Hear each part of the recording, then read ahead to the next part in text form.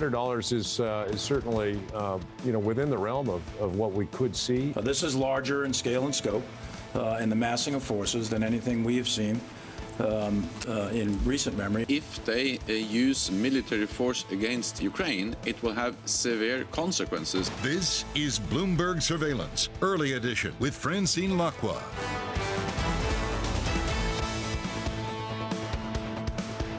Well, good morning, everyone, and welcome to Bloomberg Surveillance Early Edition. I'm Francine Lacqua here in Rome, looking at the political fallout after the vote, stability in the markets for the moment, but for how long? Now, here's what's coming up on today's program.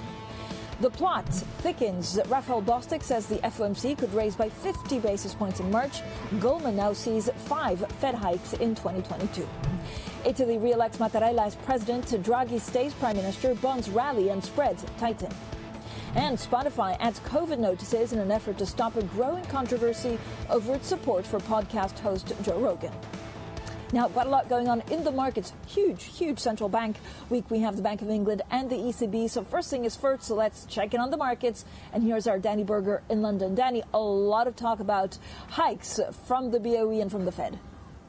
There really is, and it's this idea that we might have even more of a hawkish Fed after Bostic in the weekend, speaking to the FT, said that we could see a 0.5 percentage point hike to really help combat inflation. That's where you see really the action on the front end of the curve. We're looking at 2-year yields up 3 basis points. We're looking at a yield curve for 2s10s at its flattest since 2020. So all of that action taking place on the front end of the curve, but for stocks more sanguine this morning, Europe having to play a catch-up rally with the U.S. after it staged this huge rebound. We saw tech stocks ending up some 3% on Friday. Tech outperforming, I should say, in the U.S. futures session so far this morning. It is generally risk on, so we have oil also outperforming, up 1%, trading at its highest since 2014. Also some geopolitical concerns when it comes to Russia, Ukraine, helping with oil prices as well. So while bond selling might be in, for example, we're also looking at JGBs, those yields for 10 years at their highest since 2016.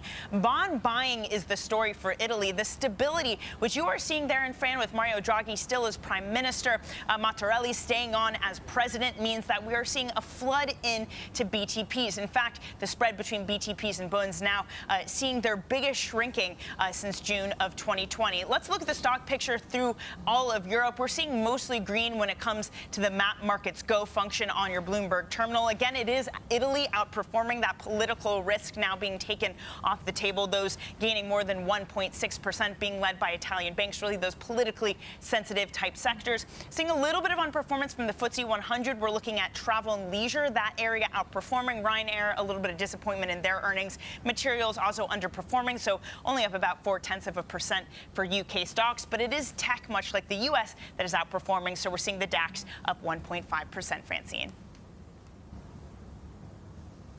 Yeah, Danny, thank you so much for all of the market action. Now let's focus on the Fed, with the markets, of course, eyeing a more hawkish stance. This is after the chair, Jay Powell, indicated that the door remains open to faster hikes to tame inflation. Now, for more on all of this, we're joined by Head of Policy Research and ESG at Algebris, Silvia Merler, along with Bloomberg's Markets Editor, Christine Aquino. So thank you both for joining us. Christine, we could see further repricing, especially after Goldman Sachs also raised the number of hikes they're expecting this year, but the market's pretty calm today. Absolutely, Francine. I think they really are just taking stock of what we saw last week in terms of price action and also in terms of that hawkish surprise from the Fed. And again, we're still in this environment where markets are kind of hesitant to believe what we're hearing from FOMC members, such as what we heard from Bostic, for instance, with the possibility of 50 basis points in March. I think that's partly because of the fact that Bostic has been known to be a hawk, and also he's not a voter this year. So, once we hear more FOMC members kind of singing the same tune, particularly those that markets tend to really pay attention to, such as Bullard, then we could potentially see a repricing of that 50 basis point possibility in March. And it's a long road to March, Francine. It's only the end of January, so we have a lot of opportunities to hear from Fed speakers between now and then. I know, it feels like a lifetime away, and yet it's around the corner. Sylvia, how many Fed hikes are you expecting? And actually, there does seem to be a realization that instead of the 25 basis points drip feed hikes that we could see, that the Fed would go quite heavy-handed at first and then see how inflation plays out. Yes, absolutely. So our view has been consistently throughout 2021 that central banks in major developed markets were behind the curve in fighting inflation. It's been a contrarian view for a considerable part of the year, not contrarian anymore. Our latest macro view is that on the U.S. side, we think the Fed might have to hike more than 4 times, which is in line with recent commentary that you mentioned to tame inflation. And ultimately, the outcome will depend on the interaction of 2 forces, Chinese growth on one end and economic bottlenecks on the other end. So in our best case, if we do see a bit more Chinese stimulus and easing of economic bottlenecks, then the Fed might stop at 4 or 5 hikes, with China helping global growth a little bit, and a supply bottlenecks taking away the pressure from inflation. And Christine, there's a school of thought which some market participants think that actually if you do 50 basis points, then it takes care of inflation in the shorter term. And then if inflation also stabilizes, it means that the Fed could be seen as dovish, which would be supportive for the markets. I mean, is that maybe what we could be seeing? Would it be the most elegant way to deal with inflation where we don't exactly know what happens to bottlenecks or supply chains by mid-2022? Well, Francine, I think this is why we're seeing this pressure on the Fed, especially in the near term, is precisely because of what we've been seeing in terms of the inflationary pressures, both from the bottlenecks and supply chain issues, as well as higher energy prices and higher food prices and the like. These are near-term issues that the Fed is really being pushed by markets to react to. And investors are kind of expecting the same thing as well. But you're absolutely right, Francine. I think it really also matters in terms of what markets are pricing further down the line for the Fed, and you know that tells us what they're thinking in terms of how they're interpreting earlier and faster Fed hikes and how that's going to be impacting the longer-term growth and inflation picture, and whether there is potential for a policy mistake here if the Fed goes too fast and too quick at the front end, and then it ends up hurting economic growth in the long run. And so, yeah, beyond pricing for March, I'd definitely be watching for pricing for the year end as well. Again, the question of 5 rate hikes, and further down the line, about a year and a half from now, when markets are starting to price in a cut after a series of hikes from the Fed. Sylvia, what does a policy mistake look like in your eyes right now? Is the worst of 2 evils, hiking less to make sure that we don't go back into a recession, or the other way around? I think the biggest policy mistake from my point of view would be to underestimate the complexity and the volatility that may come from a series of very unusual factors that are combining, including geopolitics, which has a bearing on energy prices. This is particularly the case in Europe, perhaps more than it is in the US. Inflation in Europe is different than inflation that we're seeing in the US. But all these factors combined together, so geopolitics on one end, supply chain on the other end, which might actually turn structural if we do see really a walk back from the kind of globalization dynamics that we have seen over the past decades, and at the same time, the complexity of the political landscape in some of the countries that we're talking about. I think all this combined makes the outlook very complex to interpret. All right, thank you both for joining us. Christine Aquino, of course, our markets editor, and Sylvia Merler, head of policy research and ESG at Algebris, stays with us, and we'll talk about Italy and maybe a little bit of Bank of England as well. Coming up, everything changes, but nothing changes. Italy, of course, maintains political stability with both president and PM staying in their jobs. This is Bloomberg.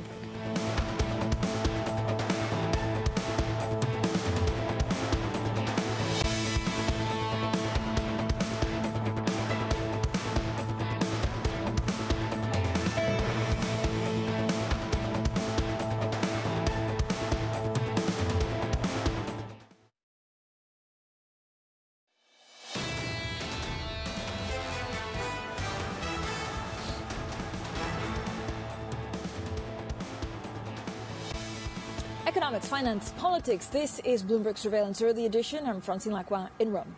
Now, Italy has finally decided on its leadership after a chaotic week. Sergio Mattarella will stay on as head of state. Mario Draghi remains as prime minister. Now, it's a surprising outcome, but it should maintain political stability, pushing away the prospect of new elections anytime soon. Well, still with us, Silvia Merler, head of policy research and ESG at Algebris, and Cristina Aquino, our markets editor. Silvia, thank you so much. Well, thank you both, actually, for staying with us. But Silvia, it does seem that the market liked this relative stability in Italy. The president who did not want to stay is staying on. The prime minister who wanted to become president stays on as prime minister. But it also shows quite a lot of political dysfunction in Italy. Are we underestimating the impact that this could have as we get into elections in 2023? Definitely. I think on the short end, this is a very positive outcome, and market reaction seems to agree. Obviously, Italy retains an excellent president of the Republic, even though he very clearly and very explicitly said he had other plans, and also constitutionally, the prolongation of mandate should have remained an exception. And of course, it's also avoided the worst case, so to have very high volatility on the figure of the prime minister in a year, which is really key to the implementation of the National Recovery and Resilience Plan, which is the plan on which the European funds depend.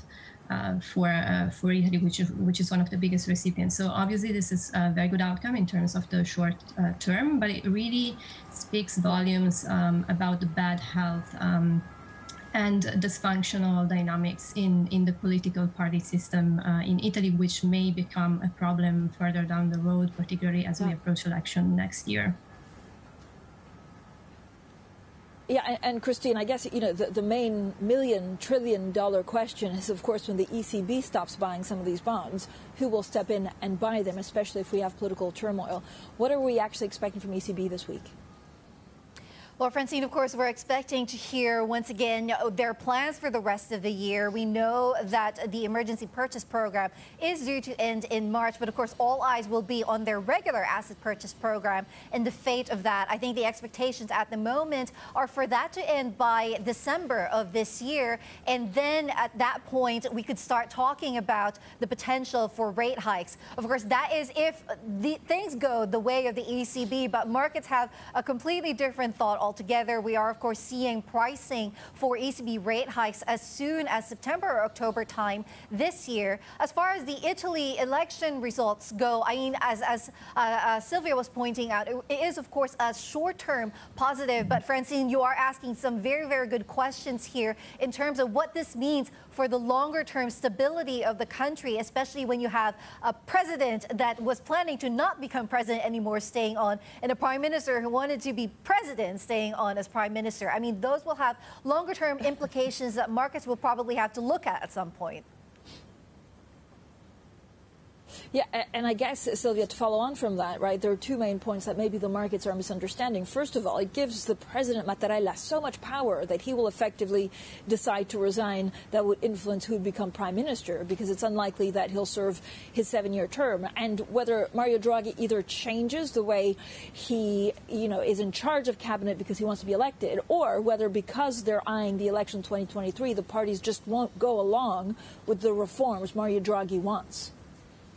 Exactly. So this government started already weakening in the latest month of 2021. We have seen that in a series of discussions on potential restriction related to COVID and vaccine obligations across the country in the past few months. So it was already on a trajectory whereby you could see political parties who are not so happy to comply anymore, and this might accelerate as we enter what political parties perceive as campaigning period leading up to the 2023 election. So that's definitely one risk. A risk to implementation of the National Recovery Plan, which is what Draghi's legacy as head of government depend. And with it, also, obviously, the likelihood of Draghi being candidate for any of the top jobs that open up in 2023, 2024. Some are saying Mattarella might resign early, so Draghi might have a second shot at the presidency. I think that's unlikely also because it's unlikely the president would resign before the elections, and the elections would deliver a very different parliament if we believe the polls that we currently are seeing, a parliament far more tilted to the right, which wouldn't seem to be the perfect fit for a Draghi presidency. Yeah. But there might be the European Commissioner's top job opening up in 2024. So, of course, this 1 year and a half is really key for Italy on one end and Draghi's political prospects on the other end. Yeah.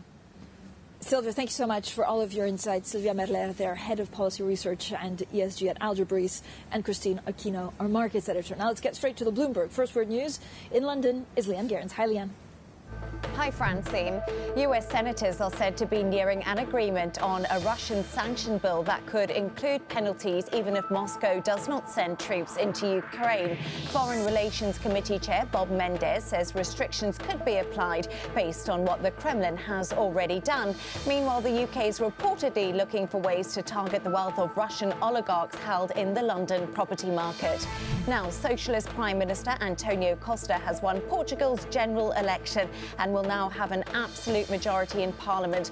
Costa, who has been Prime Minister since 2015, has pledged budget discipline, stability and higher household incomes as Portugal looks to recover from the pandemic. Global news 24 hours a day on air and on Bloomberg Quick Take, powered by more than 2,700 journalists and analysts in more than 120 countries. I'm Leanne Gerrans. This is Bloomberg. Francine. Leanne, thanks so much. Coming up, Spotify announces plans to clamp down on COVID misinformation after artists pull their music from the platform in protest. We'll bring you that story next. This is Bloomberg.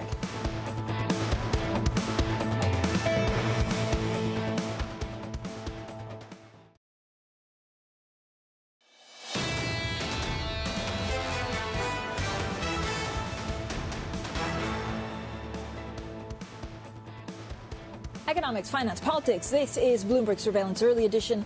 I'm Francine Lacqua here in Rome. Now, let's talk about Spotify. Joe Rogan has apologized and pledged more balance after a controversy over his podcast on Spotify. Singers Neil Young and Joni Mitchell pulled their music from the streaming service last week in protest at Spotify's support for Rogan. Well, the platform has announced it will add advisory warnings to any podcast that discusses COVID-19.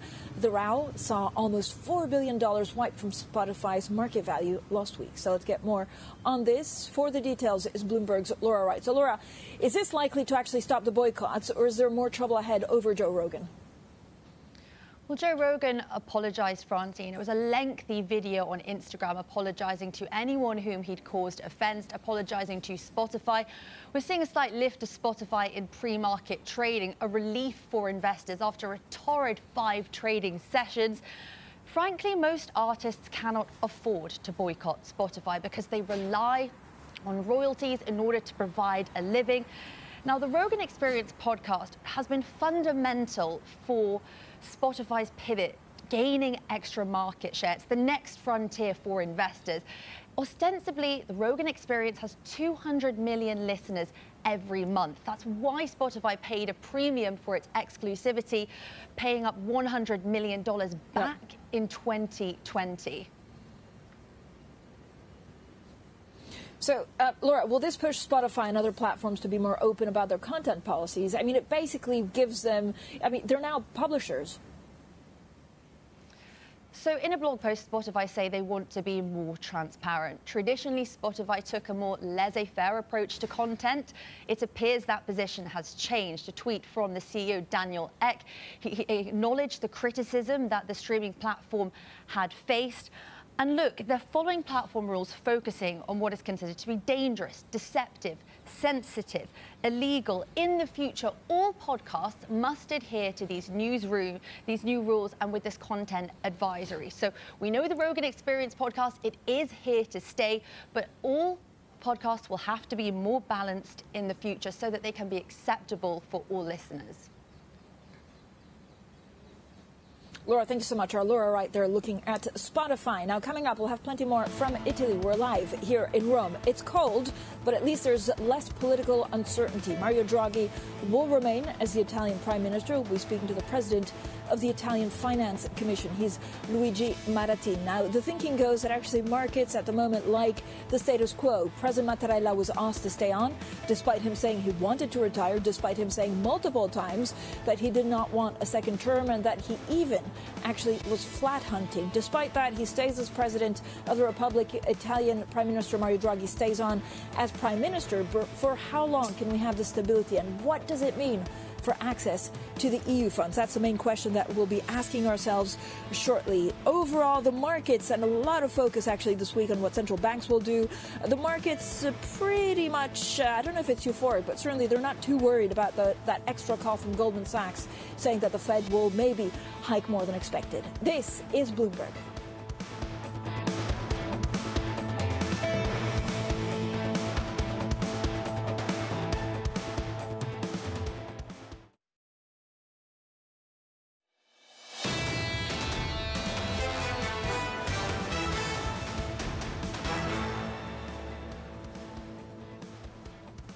The plot thickens. Vandervald Bostic says the FOMC could raise by 50 basis points in March. Goldman now sees 5 Fed hikes in 2022.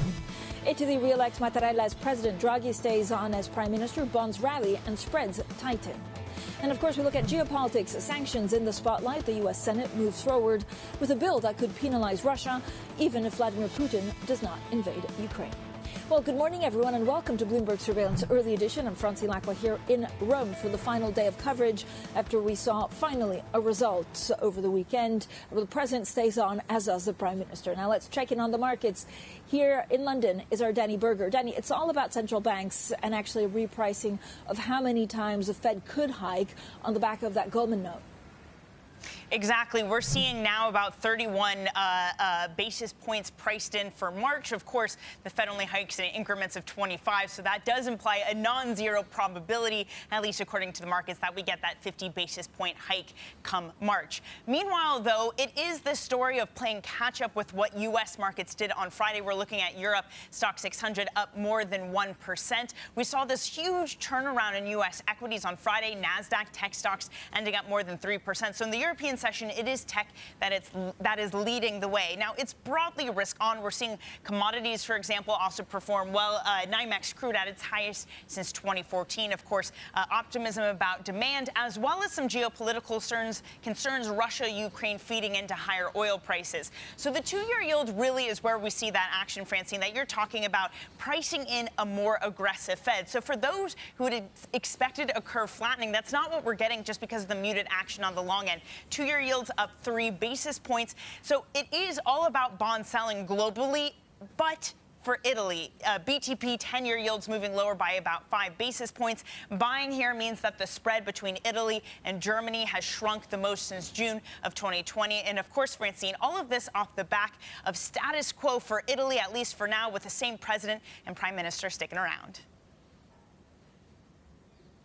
Yeah, stability for the markets, but I wonder how short-lived it will be. Our Danny Berger there with the latest market action. Now, joining us now is Luigi Marattin, president of the Italian Finance Commissioner. Mr. Marattin, thank you for joining us. It has been quite a whirlwind weekend, and we're back to status quo, something that the markets like. But do you worry that Mario Draghi will now be less powerful to lead and to make sure that the reforms that Italy needs will be pushed through? Well, stability now is our greatest asset, so that's why the market are reacting very well, because confirming President Mattarella and having Mario Draghi staying on means stability, and now this country needs stability.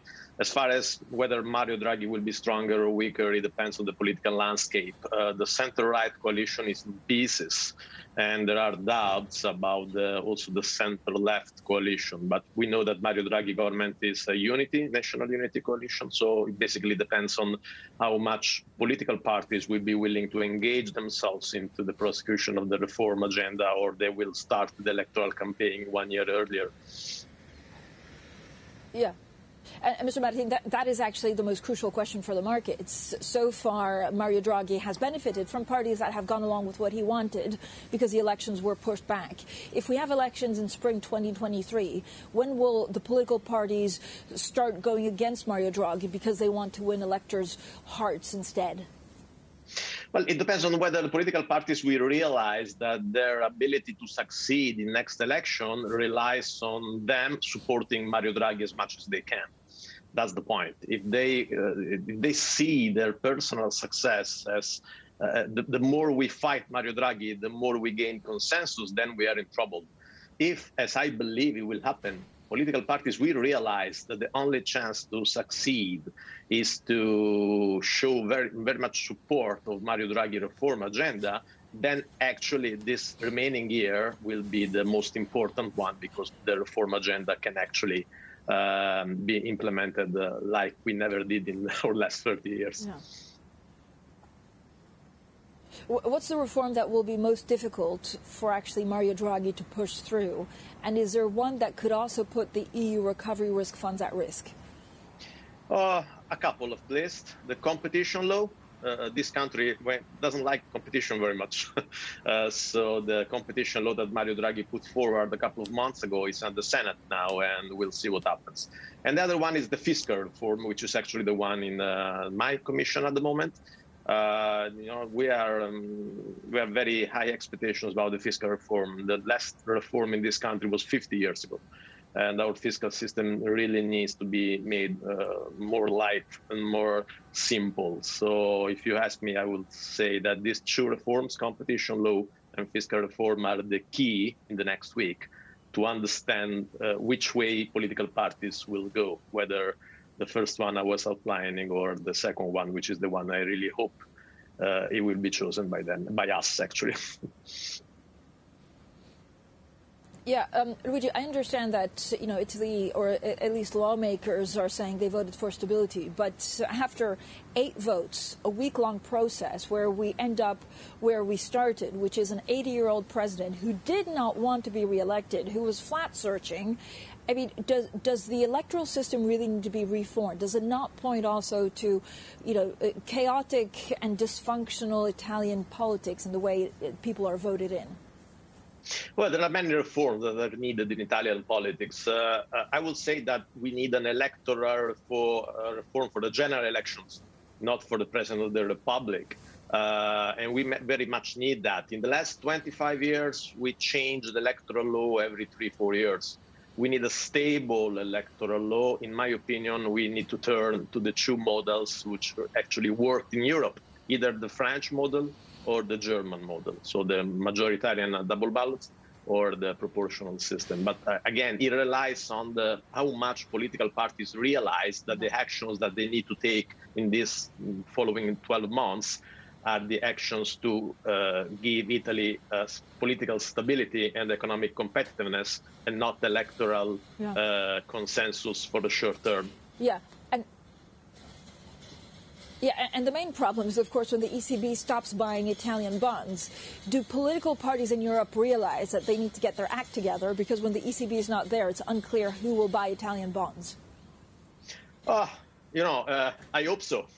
The thing is, this parliament was elected in 2018, very different political era.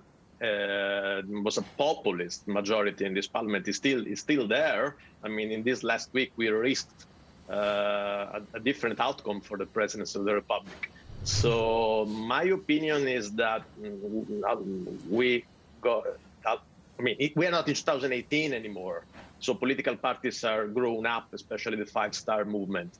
But of course, again, in the next 12 months, we'll have a confirmation of whether that is true or just a hopeful expectation.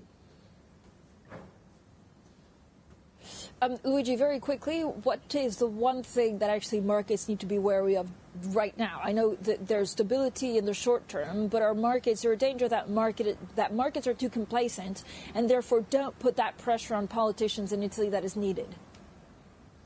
No, well, I mean, maybe we should really give a close look to the electoral law. Because if we manage to reform the electoral law in the next couple of months, because this is the time horizon, then it means that Italy is going towards a stability path.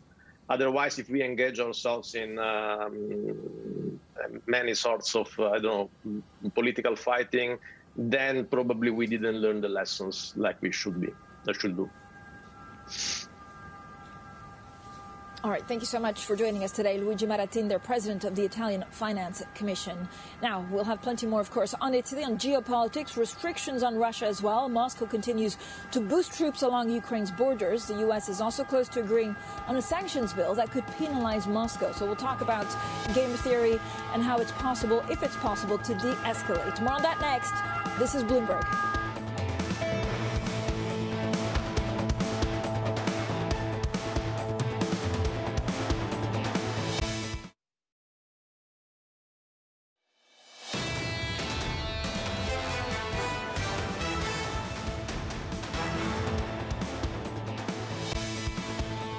Economics, finance, politics. This is Bloomberg Surveillance Early Edition. I'm Francine Lacqua here in Rome. Now, let's talk geopolitics. And Russia continues to boost troops along Ukraine's borders, according to the Pentagon, with reports suggesting it's also started to deploy supplies of blood and medical equipment seen as a key step for combat readiness. Meanwhile, the U.S. and Europe are also zeroing in on new package of sanctions. Now, for more, we go to our reporter in Brussels, Maria Tadeo. So, Maria, first of all, is the risk of invasion quite high, or is there an elegant way that especially the president of Ukraine can try and de-escalate this by talking directly to Russia?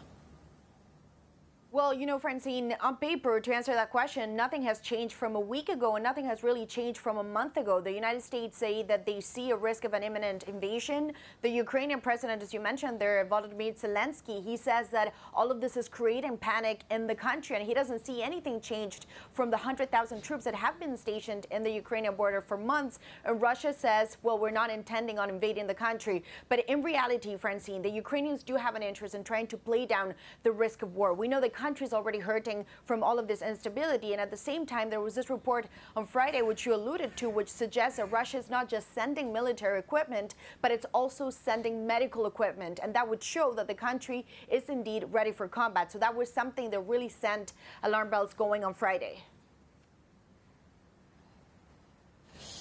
Maria, what does this mean going forward? Is there a timeline by which, if Russia doesn't invade, we think that it was a bluff? Well, you know, Francine, that is unclear, and it's really the big question. What is on the mind of Vladimir Putin? Is he intending on attacking Ukraine or not? The reality is, with 100,000 men stationed in the Ukrainian border, at one point you have to do something with them. You either pull them back or you engage them in combat. In terms of the timeline, however, though, there is still time to be played here. Remember, Vladimir Putin said he had received the letters from NATO and the United States, that he would read them in detail and then respond and make a decision. At the same time, we now have confirmation that the German foreign minister and the French foreign minister will be in Ukraine next Monday and Tuesday. Another detail that really caught my eye, Francine, on Friday, I waited until 9 p.m. to get a readout of the French call between Vladimir Putin and President Emmanuel Macron. There was nothing from the French side. Remember, they initiated this call, but in the end, it does seem that it didn't go anywhere. Great. Maria Tadeo in Brussels, thank you so much. And of course, we'll be monitoring the situation across the border. Now, oil heading for its best January in decades. Natural gas continues to be in the limelight, and more widely, commodities continue to push higher. Now, of course, it's common for energy, but also other natural resources to be watched following geopolitical events. But what about the effect that these markets themselves have on geopolitical events? Well, my next guest is Rupert Russell. He's a writer, director, and author of Price Wars: How Chaotic Markets Are Creating a Chaotic World. Now, his book looks at how speculation on the commodities markets and the resulting price shocks are responsible for triggering local disasters that have become then global catastrophes. Well, we're joined by Rupert Russell. Rupert, thank you so much for joining us. Congratulations on, of course, your new book, Price Wars. I think it's your first book. I mean, what exactly did you find out which is new? We always knew that oil and actually a lot of the commodities are used to influence geopolitics, which leads to chaos. I mean, a number of wars have proven that.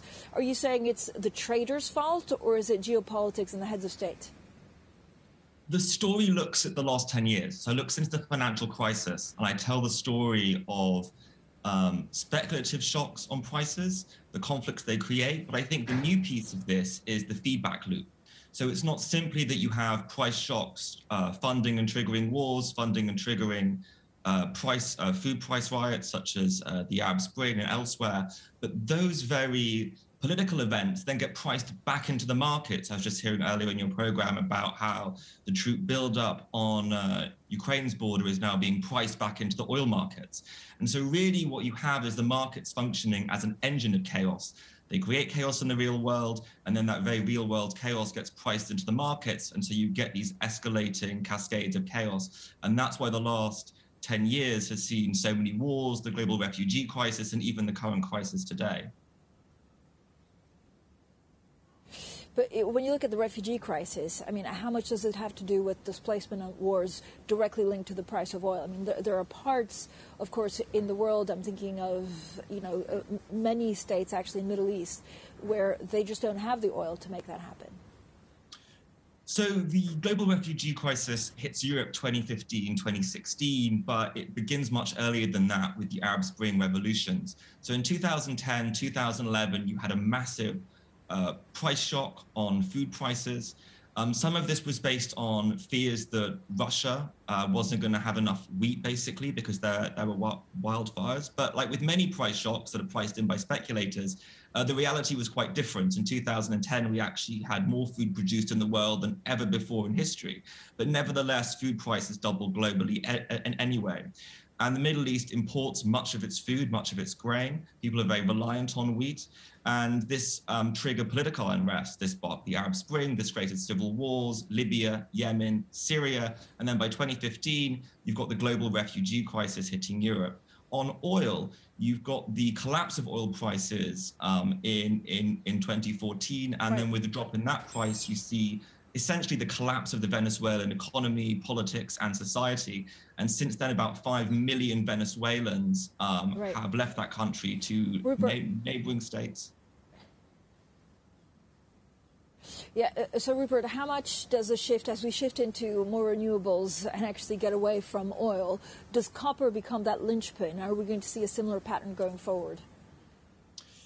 It's a really good question. We could see that with lithium as well. We could definitely see new commodities having big impacts in the local places that they're manufactured, but hopefully not. That's what I hope. I mean, food and oil have absolutely massively outsized impacts. Obviously, we all need to eat. Oil's hugely important in some very sensitive parts of the world, not just Middle East, but also Central Asia and South America. So I personally hope that as we move to renewables, we'll see less of these chaotic price shocks. I know there's been a number, of course, of books on the greediness of traders and the murky also way that commodities are traded. There was a Javier Blas with Mr. Farki book. There's your book. Does it actually make a difference to how these markets are regulated? Regulation's absolutely key to this. So in 2000, there was the Commodity Futures Modernization Act.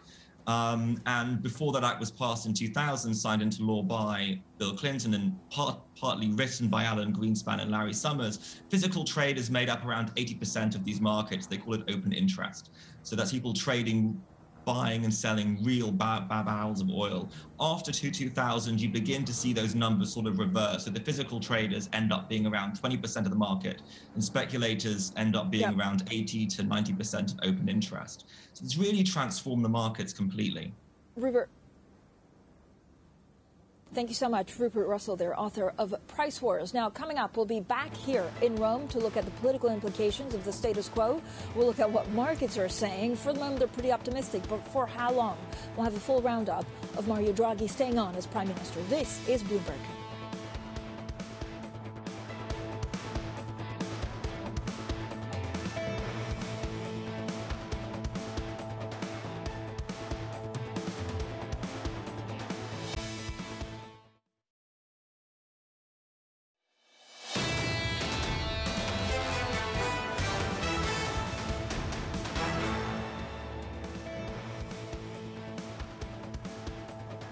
Now, Now, Italy maintains political stability with a compromise vote for President Sergio Mattarella, but the chaotic election has also revealed the weaknesses of the parties in the coalition government. Now, it's also exposed Mario Draghi's inexperience in dealing with political cross-currents. We'll have plenty more, of course, from Rome. I've been posted here for the week, and it's interesting to see the markets take this on their chin, saying this is good news for stability. But I wonder what comes afterwards. And actually, because of the process, Mario Draghi could be weakened. Now, also, let's get an update on the price of oil. We spoke to the Chevron chief executive. Here he is.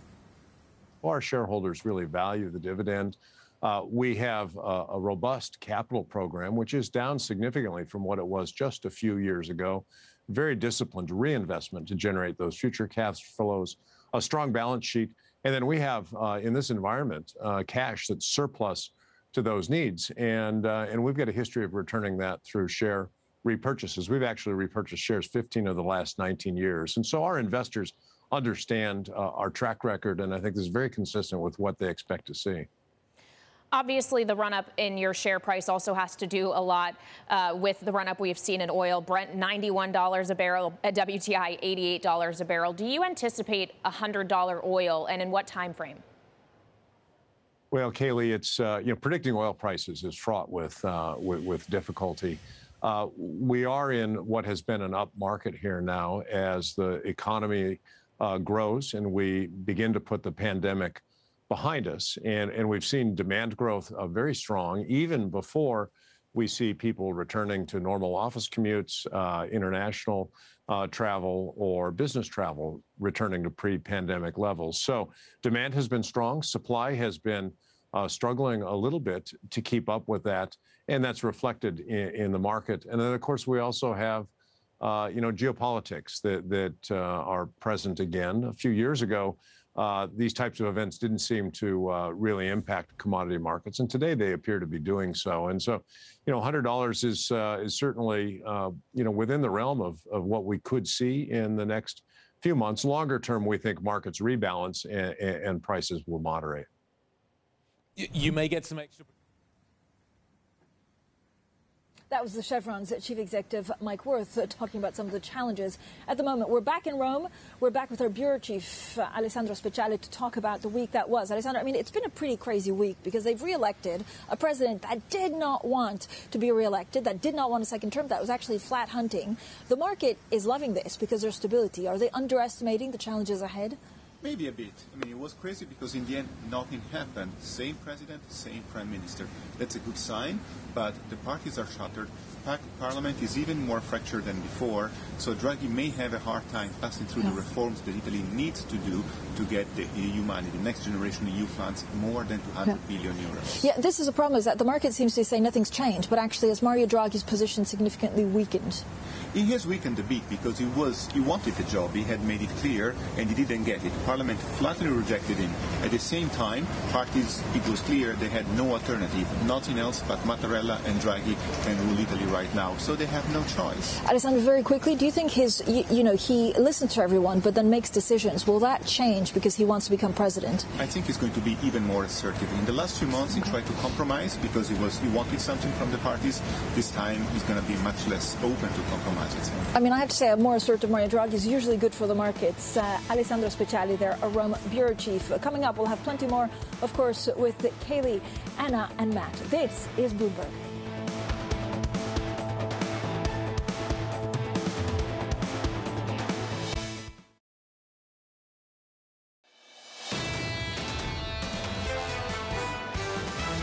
The Fed is in a very tight spot. I like to say the Fed specializes in crowd control. They're coming undone, and they're being compromised by this thing called inflation. What's important here is how the investor risk appetite has been. I think it's a bumpy ride, but the fundamentals are not really changed. This is Bloomberg Surveillance, early edition, with Anna Edwards, Matt Miller, and Kailey Leinz. It's 10 a.m. in London, 5 a.m. in New York, and 6 p.m. in Hong Kong on this Monday, January 31st. Our top stories today. Getting aggressive on inflation. Atlanta Fed President Raphael Bostic says the central bank could raise interest rates a half point in March if it's needed. Goldman Sachs sees rapid tightening. The firm's economists now see 5 Fed rate hikes this year and 1% rates in the UK by May.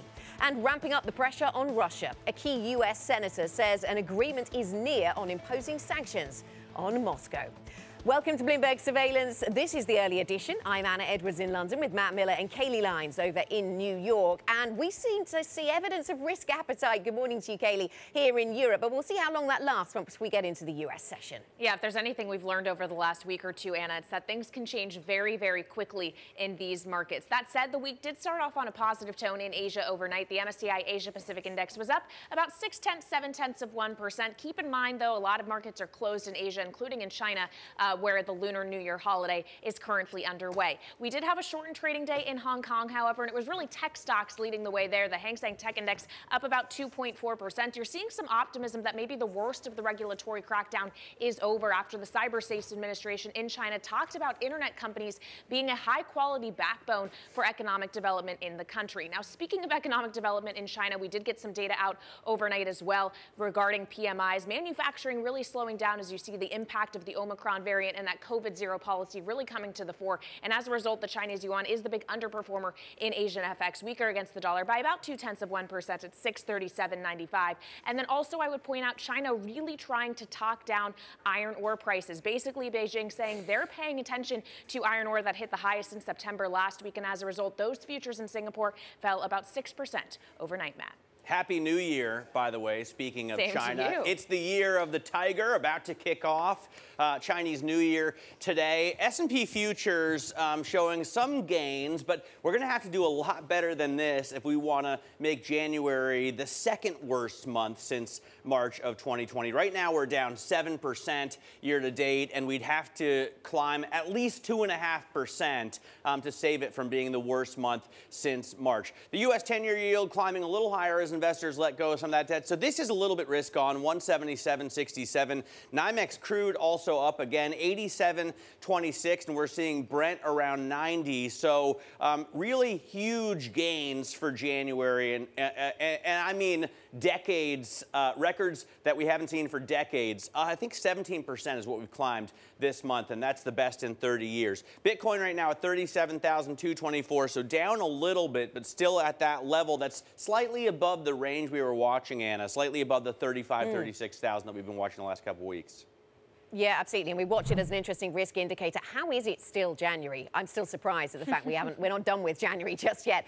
We're not done with data around the fourth quarter here in Europe either. We just had some data for the euro area economy showing it grew by 0.3% in the fourth quarter. That is a little bit weaker than the estimate of 0.4%. I suppose maybe we're not too surprised given we knew the weakness. The weak spot here was Germany, and we heard a little bit about their growth numbers last week. With that in mind, we're holding on to these gains across European equity markets in the main. The FTSE looking fairly flat, but where we have technology names, we do see some gains making up for the losses of Friday. And let me show you where we are on the technology sector, because it is the losses on Friday on the NASDAQ, on the technology names in the US that we're catching up with here. So in terms of the risk appetite here in Europe, it is very focused around technology in particular. That sector up by 2.6%.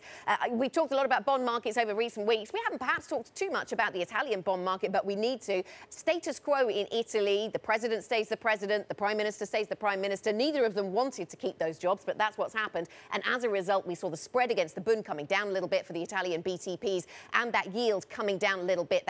Those key risk indicators for the Eurozone in terms of bond market risk coming down a little bit reduced in terms of anxiety there. Vodafone's share price up by 3.4%. This telecom services provider, of course, an activist investor now reportedly in the mix there. What kind of change are they going to be arguing for? Market investors more broadly seem to like that one as the stock rises. And Saipem, this is a company that operates in the oil and gas drilling universe. And just because you're attached to that sector doesn't mean that you get the best of the price gains in oil this week. This company complaining about cost increases that they are having to endure. That is one of the reasons behind the profit warning that we saw from Saipem. Kailey?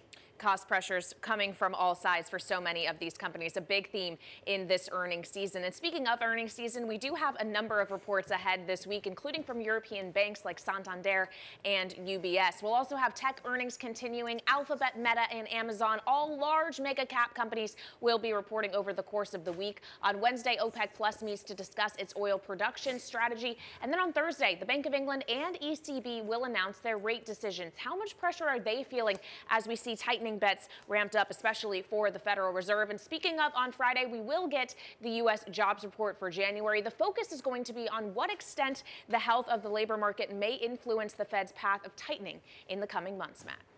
All right, now, speaking of, the Fed could opt to raise its benchmark rate by 50 basis points if a more aggressive approach to taming inflation is needed. That's what Atlanta Fed President Raphael Bostic told the FT over the weekend. Let's get more with Bloomberg's Danny Berger. So, Danny, keeping his optionality open.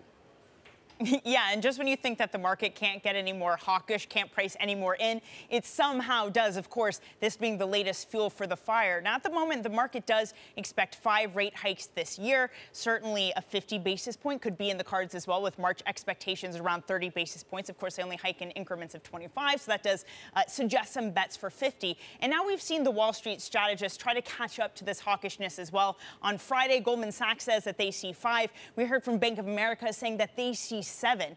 The way that this has played out in markets, though, is this constant drumbeat of yield curve flattening. All the action is happening on the front end of the curve, with 2-year yields their highest since Feb 2020. That means for the 5s, 30s yield curve, we are now just a mere 10 basis points away from being at the flattest level from the big illiquidity event of March 2020 at the start of the pandemic. We are getting really close to those levels where psychologically the market starts to ask, are we heading towards a policy mistake? Is the curve going to invert? Does this mean a recession? But it also means if you were positioned for a curve steepening, all of these Fed bets mean you've gotten hurt pretty badly over the past few days, Hannah. Yeah, absolutely. And there were reportedly some hedge funds who were positioned for that steepening and got caught on the wrong side of this, making it maybe worse. It's not just the Fed that we're talking about this week, though, Danny, although we'll continue to do so. The Bank of England and the ECB, they have rate decisions this week, building expectations for a rate hike at the Bank of England. The ECB, not so much. Yeah, it really could not be two different stories for the ECB and BOE. BOE expectations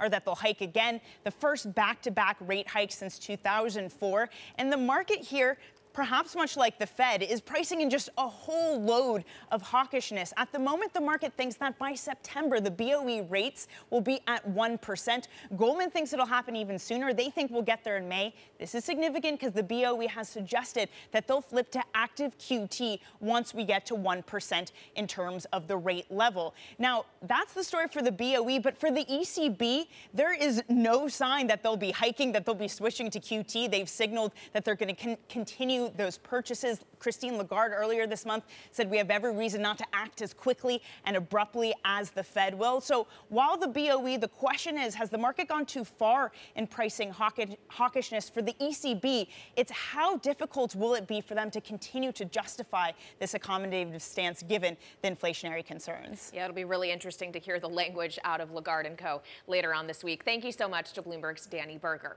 Now turning to Washington, U.S. senators are close to agreeing on a Russian sanctions bill. According to Foreign Relations Committee Chair Bob Menendez, the measure could include penalties even if Vladimir Putin does not send troops into Ukraine. Anne-Marie Horder, Bloomberg Washington correspondent, joins us now from D.C. So, Anne-Marie, he talked about these upfront sanctions. My question is, would the administration be on board with this?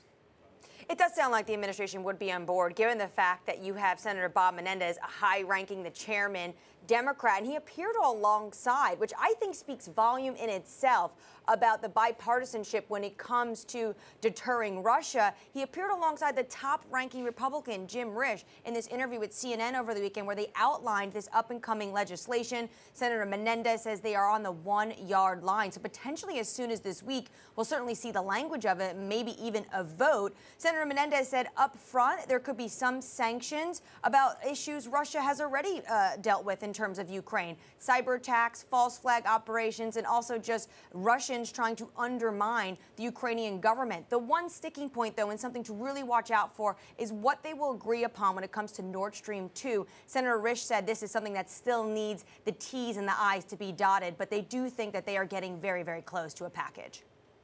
Okay, so the U.S. thinks it's getting close to a package in terms of sanctions, Anne-Marie. What's the broader global narrative like? We know that the UN Security Council is set to debate this crisis today. The UN Security Council is set to debate, and there's going to be a lot of broader diplomatic pushes this week alone. So today we're starting out at the UN, which the U.S. ambassador to the United Nations had said over the weekend that she expects Russia to want to try to ignore or get rid of and try to block this meeting, but she says that they cannot do so. And then at this moment, it's important for Russia to really explain themselves on the global stage and for the international community. She says this is their opportunity to do so. But this isn't the only path to diplomacy we're going to see this week. We do expect Secretary of State Antony Blinken to meet with his counterpart, or at least have a call with his counterpart, Sergei Lavrov. And then, of course, Prime Minister Boris Johnson is going to be having a phone call with President Vladimir Putin this week. So there's going to be another week of just high-level diplomacy between Moscow, Washington, and other Western allies. All right, Anne-Marie, thanks very much. Bloomberg's Anne-Marie Horder, and they're reporting on the situation with Russia and the Ukraine out of Washington. Now, Italy has finally decided on its leadership after a chaotic week. Sergio Mattarella will stay on as head of state while Mario Draghi remains prime minister. It's a surprising outcome, but it should maintain political stability, pushing away the prospect of a new election. Let's get more with Bloomberg's Francine Lacqua, still on the ground in Rome. Francine?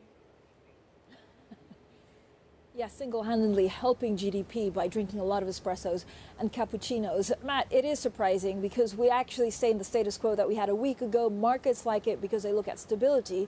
But I would point to the dysfunctionality of the process. So if you end up with a president that did not want to be president, that had said many times he absolutely wanted to retire, and that's the only name that came through, you wonder what happens next. So there's a couple of things that we need to watch out for. For the moment, the markets are pointing stability, but does it weaken Mario Draghi? Probably yes, but maybe just in the short term. And longer term, are politicians and parties actually going to be not going along with Mario Draghi's wish list for reforms because they want to make sure that the electorate votes for them? So are we going to see much more differences within government as we head into elections in 2023? So for the moment, stability, but it is Italian politics and things can change quite quickly.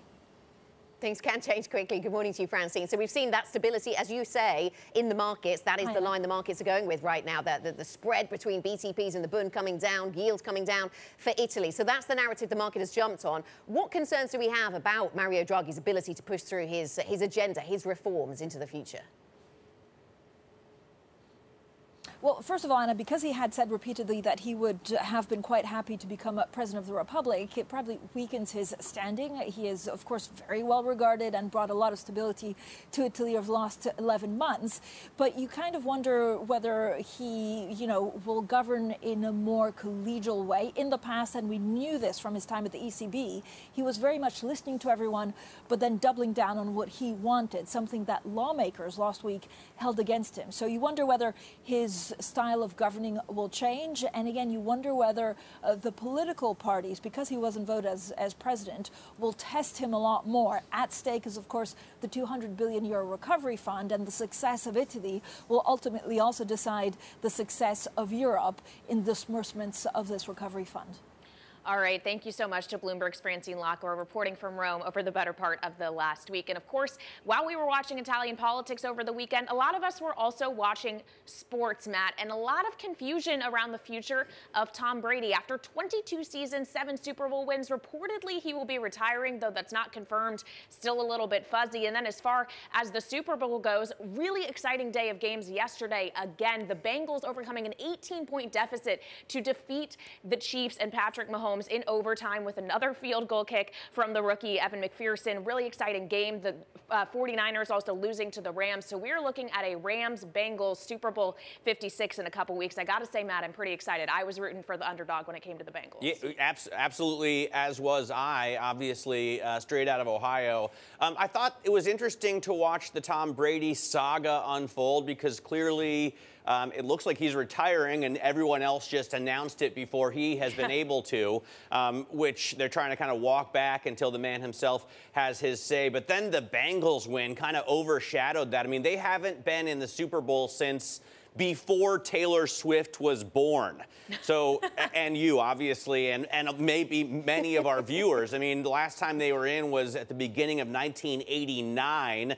And they lost that to the 49ers. So great to see the Bengals back. Great to see this new face in Joe Burrow, even if he has some interesting fashion choices. Do you see his diamond pendant? It was very 80s with the turtleneck and the puffer jacket. But of course, Anna, it wasn't just football we were watching as well. It was tennis as well. It was. It was. I like the way that Matt measures time in, lifespans of Taylor Swift. There were other sports available, of course, over the weekend. I won't pretend to have much to weigh in on the American football side. But Rafa Nadal, of course, has won a record 21st Grand Slam singles title. Nadal beat Daniil Medvedev in 5 sets to win the Australian Open. Does this or does this not make him greatest of all time? Does it matter who got 21 and who got 20 Grand Slam titles? Is that how we should be measuring these guys? I mean, the three at the top of this sport, just incredible achievements regardless. But yeah, a stunning win in Australia for Nadal. Kailey?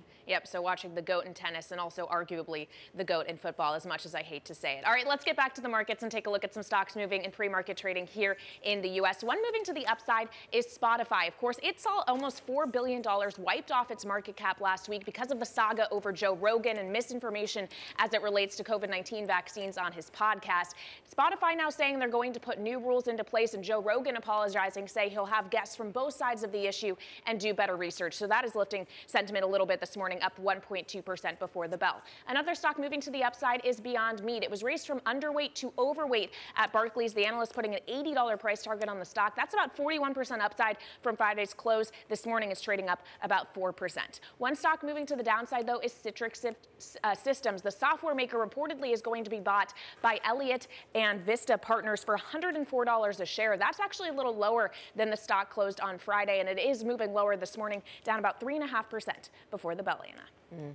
A lot of movers in focus then. Coming up on this program, Charlotte Ryland, CCLA co-head investments. We'll talk to her about Fed expectations, other central banks, of course, meeting this week. What are her thoughts there? And we'll address the tensions in Ukraine and the election in Italy. Elisabeth Braw, American Enterprise Institute resident fellow, joins us later in the program. This is Bloomberg.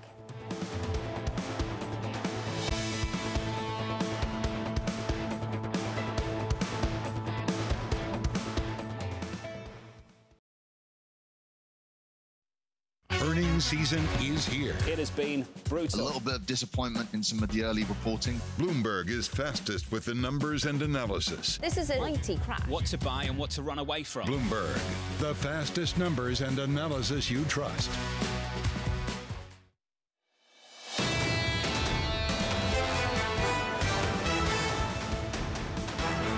Welcome back to Bloomberg Surveillance. This is the early edition. We are simulcast on Bloomberg Radio and Bloomberg Television. I'm Matt Miller here in New York with Kailey Leinz, Anna Edwards joining us out of London. Now, I like to, especially at the end of the month, pimp the SEAG function. S-E-A-G go on your Bloomberg terminal. Shows you the seasonality and the distribution of any publicly traded asset. I'm using it today to look at gold because February is typically a down month for gold, as is March. Now, they're not the worst months of the year, but they are interesting because they're the beginning of the year for in the Chinese calendar. It's the year of the tiger, and as such, I want to welcome Eddie Vandervald from Bloomberg's MLive team to talk about what this means for gold, although obviously, Eddie, SEAG works very well for oil right about now as well. I love that function. I can talk about gold seasonality all day long because people don't think about gold as a seasonal asset. People think about coffee or wheat or, things that grow according to the seasons. But gold seasonality comes from its demand side, right? When you see, you highlight Chinese consumption. China is the biggest buyer of gold. And when the Lunar New Year rolls around, there's a lot of gold consumption, which comes immediately after, Western demand over Christmas for trinkets and so on, and there's strong physical gold demand. But you typically see February, that demand just drain away. Now, one of the reasons why that seasonality chart's hard to pin down is because, the Lunar New Year shifts dates from early February, late January, and so on. But really, this is a very precarious moment for gold, and we could just see some drawdowns here. Okay, yeah, and on another occasion, we could talk to you about the seasonality of oil and what we're seeing in oil prices. Certainly some movement to the upside this morning. Eddie, thank you very much for joining us. Eddie Vanderveld of Bloomberg Markets Live. And for more market analysis, check out the MLive Go function on your terminal. There you will find the thoughts of the Markets Live team. This is Bloomberg.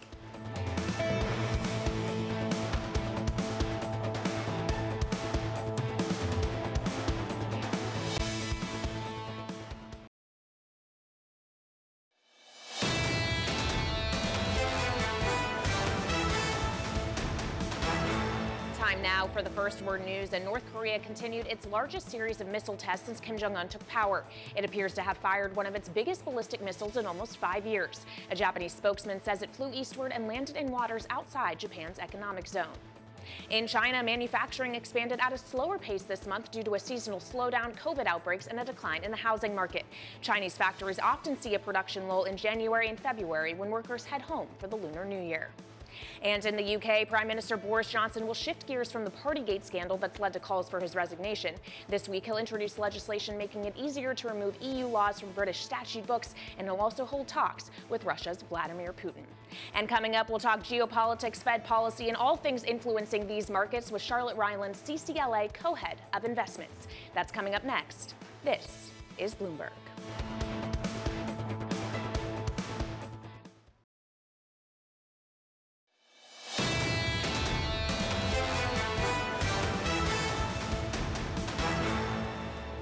This is Bloomberg Surveillance Early Edition. I'm Anna Edwards, live in London with Matt Miller and Kailey Leinz in New York. Here's what you need to know. Atlanta Fed President Raphael Bostic says the central bank could do a half-point interest rate hike in March if needed to fight inflation. In an interview with the Financial Times, Bostic stuck to his prediction that the most likely scenario is 3 quarter-point increases this year. Goldman Sachs sees central banks being more aggressive in the fight on inflation. The bank's economists now see the Fed raising rates 5 times this year instead of 4, and they expect the Bank of England to boost rates 3 times. That would be the quickest tightening for the BOE in a quarter century.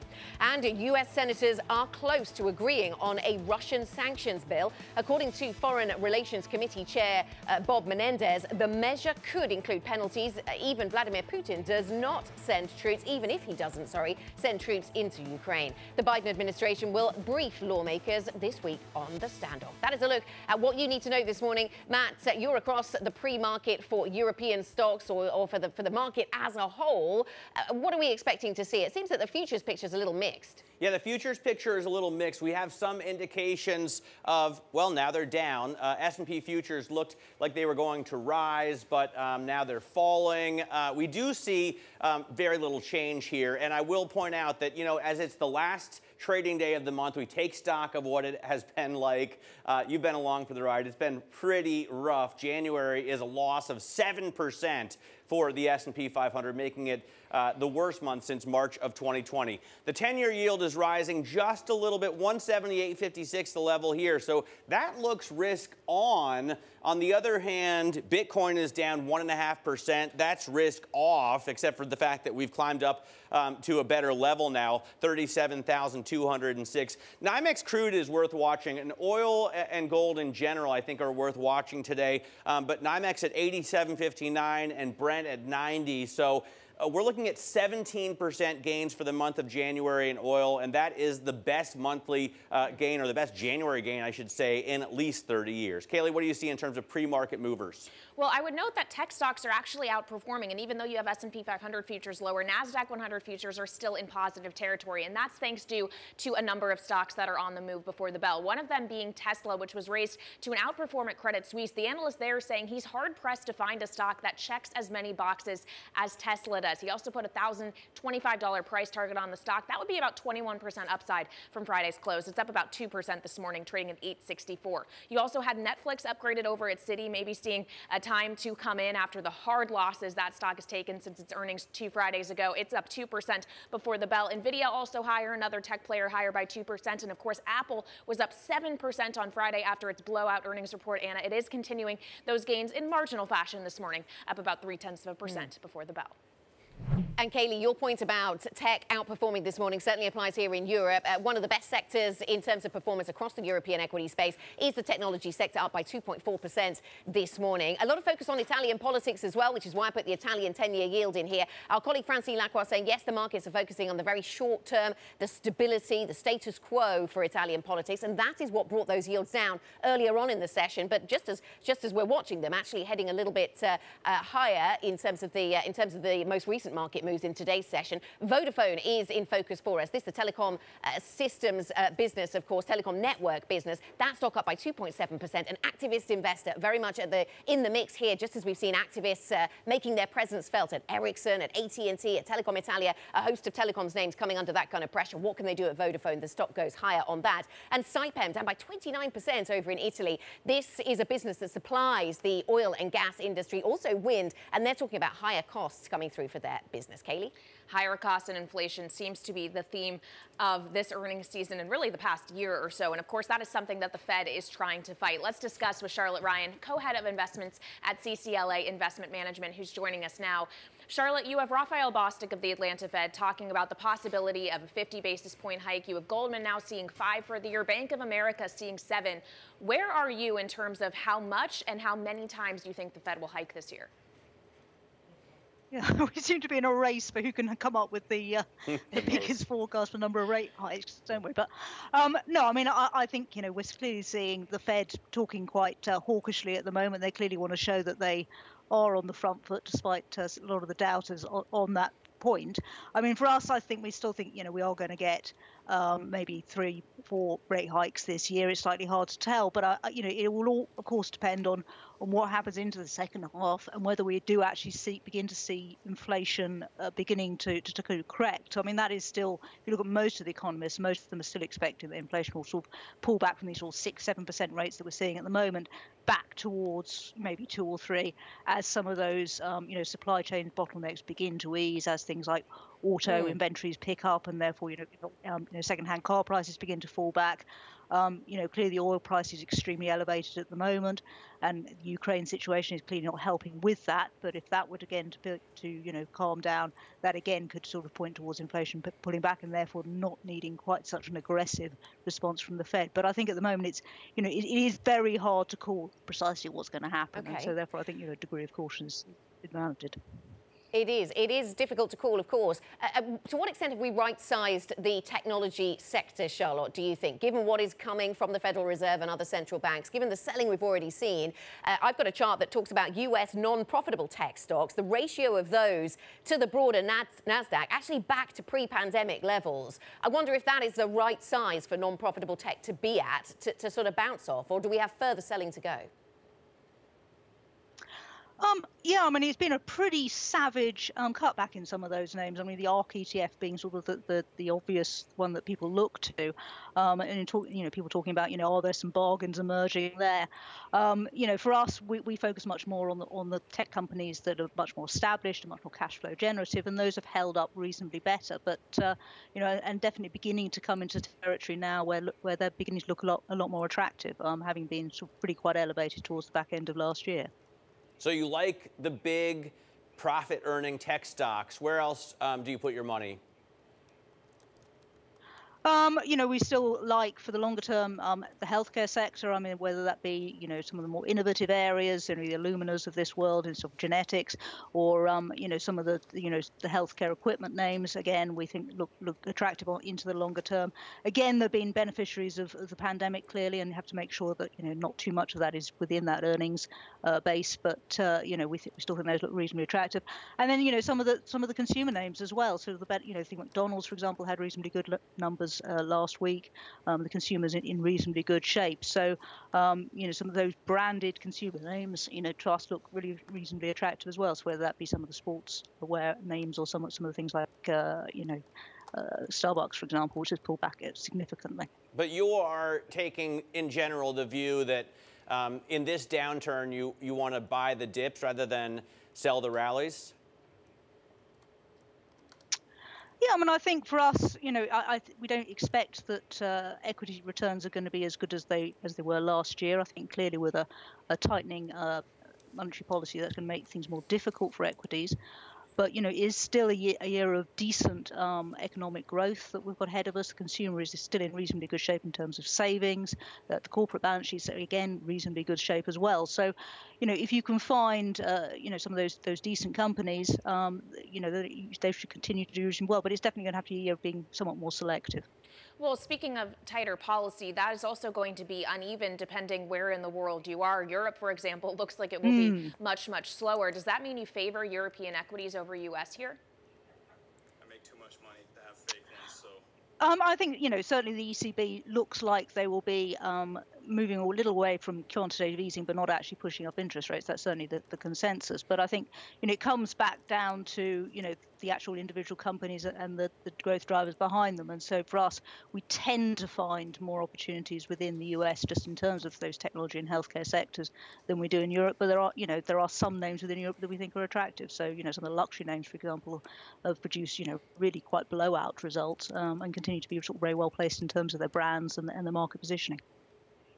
OK, yeah, we certainly saw that to one of the themes last week. Charlotte Ryland, thank you very much, of CCLA Investment Management. Just as we're talking there, Stocks Europe 600, that index pairing its gains to trade still higher, but only by 0.5% now this morning. When we come back, we'll talk about geopolitics. Elisabeth Braw, American Enterprise Institute resident fellow, joins us. What do we make of the fact that the Ukrainians sort of downplaying the risks of invasion, whilst the US and the UK once again this morning upplaying those risks? We'll talk about that next. This is Bloomberg.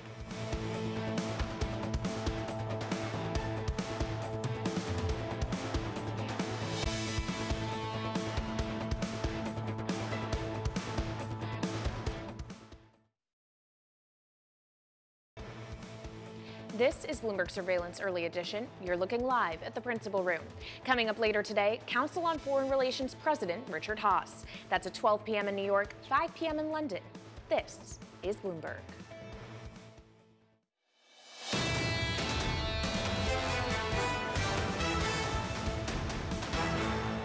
This is Bloomberg Surveillance Early Edition. I'm Anna Edwards in London with Matt Miller and Kailey Leinz in New York. Now, as tensions continue to mount over Ukraine, the US and Europe are zeroing in on a new package of sanctions. Meanwhile, the UN Security Council is set to debate the crisis today. Elisabeth Braw, resident fellow at the American Enterprise Institute, joins us now with her perspective. Elisabeth, really good to speak to you. What do you make of the divergent assessments of the risks that we seem to get if we listen to Ukrainian officials who don't want to state too frequently and too severely, I suppose, the risks of invasion, and then you listen to the US and the UK specifically, who keep returning to the theme of risks. What do you make of that divergence?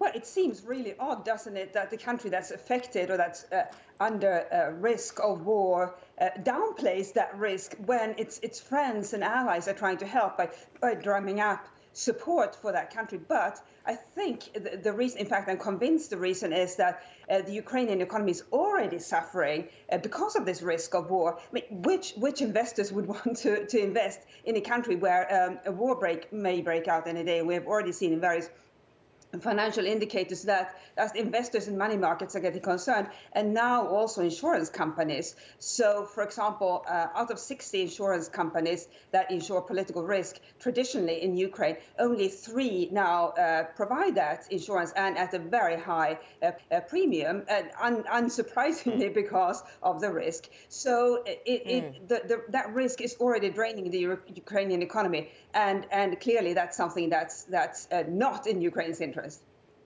Elisabeth, where do we look for sanctions that really would be effective in what they set out to do, which would be to penalise the Russian government if we did see an invasion of Ukraine? Do we actually look to London? I see plenty of people writing over the weekend about London Grad, about the ability of rich Russians to put billions of dollars into UK property and other assets. That is a challenge. So traditionally, as I think your viewers know, sanctions have been imposed on leading officials and also companies in the country that you're trying to punish or trying to warn. But of course, in the case of Russia, many of the people that you would like to punish have their assets in London, whether in properties or bank accounts or other assets. So it's a little bit difficult to target them. But that's what the international community is trying to do. And that's an interesting development because the UK traditionally has been very averse to such punishment, simply because it's good for London, good for the UK to have all that money in London specifically. But I think one other avenue that would be quite useful to try is to look at these people's visas, these Russian, not just officials and oligarchs, but their families. They have wives, other partners and children living in the UK, I think it would be quite a powerful weapon if you want to say, well, we might suspend those visas. What about if they stopped buying Russian gas and oil? You know, obviously that would be difficult for European countries and economies, but would that stop Russia, maybe change the direction that they're heading? There is, I think, a chance that might happen, and we should remember that Russia doesn't really have a pipeline network, for example, leading to China. So its traditional exports have been to Europe, and so that would be quite powerful. The question is whether we could do it, whether we as Europe, as the West, could do it, considering how much we rely on Russian energy. So I think that would be quite powerful to sort of volunteer, quite risky to volunteer that step. But again, Elisabeth, can you imagine a situation? Can you imagine a situation in which Russia invades the Ukraine and Germany continues to buy Russian gas? Well, we live in the realm of unlikely scenarios becoming reality. I think Germany might not be averse to doing that, but if you look at the international pressure, the international outrage that would face Germany in such a situation, I think it's impossible that the Germans would keep buying Russian energy under such a circumstance. But we should remember that the Germans have also said that they will suspend Nord Stream 2 in case of an invasion. So they are, I think, changing their thinking a bit. But there may be problems heating German homes as a result if they were to suspend all energy imports from Russia. Elisabeth, can we talk about Vladimir Putin's risk calculus here? Because what this is leading to is a reorientation of the conversation around NATO, a re-energizing, maybe you could say, of that alliance. Also, the U.S. potentially having a larger footprint in Eastern Europe. How big could this blow back on Vladimir Putin?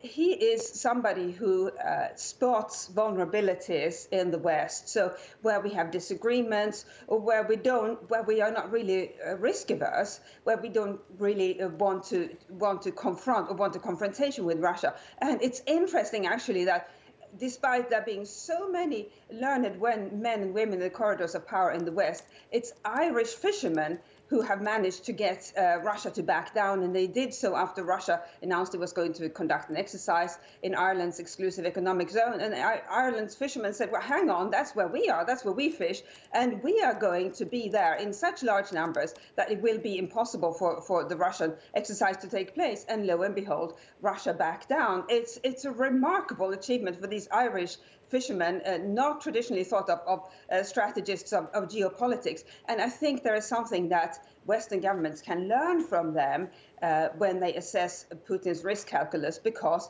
the Irish fishermen tried something completely different. They didn't just issue warnings of, oh, you will be sanctioned. Of course, fishermen can't sanction the Russian government, but that's the tired instrument that the West uses. You will be sanctioned. And the Russian government has figured that out and incorporated it into its risk calculus. Okay, yeah, really interesting.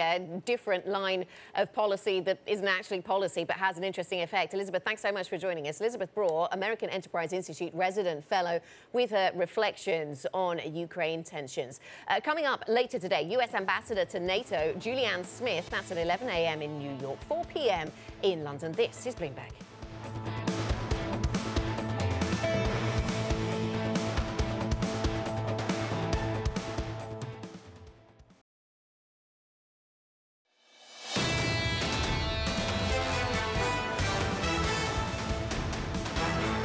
This is Bloomberg Surveillance Early Edition. I'm Matt Miller with Kailey Leinz in New York and Anna Edwards in London. Tom Keene, co-anchor of Bloomberg Surveillance, is up next and joins us now with a preview. Tom, what are you watching? What I'm watching is speed of change here. I mean, it's an interesting week. We go into the jobs report this Friday. We'll have a much better handle on the American economy. ISM tomorrow.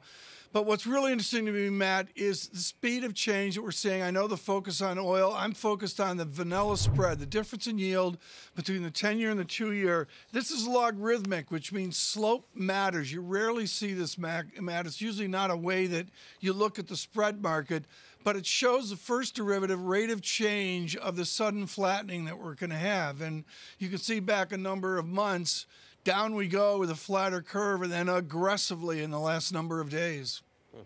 Yeah, Tom, good morning. It's interesting to think about what is driving that curve move and how future inflation expectations play in here. I'm thinking about the oil price. You referenced that, and we sit here with oil prices going ever higher, 1.4% higher on Brent at 91.32.